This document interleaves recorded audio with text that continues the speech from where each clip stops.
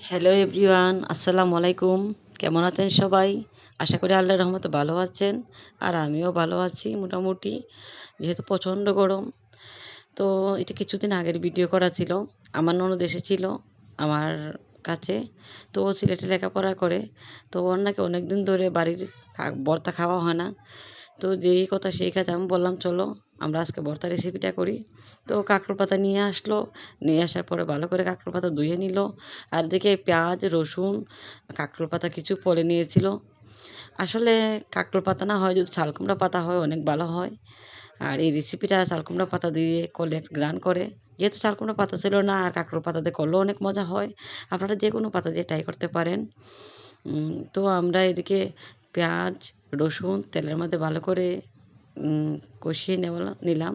নেওয়ার পরে অল্প মরিচ দেওয়া হলো।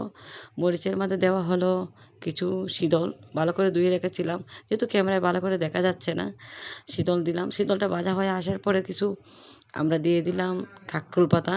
তো কাঁকরোল পাতারও কিছু ভেজে নিলাম শীতলের সাথে। ভেজে নিয়ে আস্ত কিছু পাতা রেখে দিয়েছিলাম ধুয়ে। তো এই পাতাটার মধ্যে ভর্তাটা হয়ে গেলে এইগুলো দিয়ে দিব। এটা কাকরুলি ভর্তাই বলতে পারেন। তো হয়ে গেল আমার ভর্তা। তো আমরা এদিকে কাকরোল পাতার মধ্যে শীতলের ভর্তাটা দিয়ে দিলাম। দিয়ে সুন্দর করে একটা প্যাকেটিং করে নিলাম। প্যাকেটিং বলতে বাস করে সুন্দর করে নিলাম। এদিকে আমার ননদই সব করছিল, আর আমি আমার ছেলেকে নিয়ে ভিডিও করছিলাম পাশে দাঁড়িয়ে।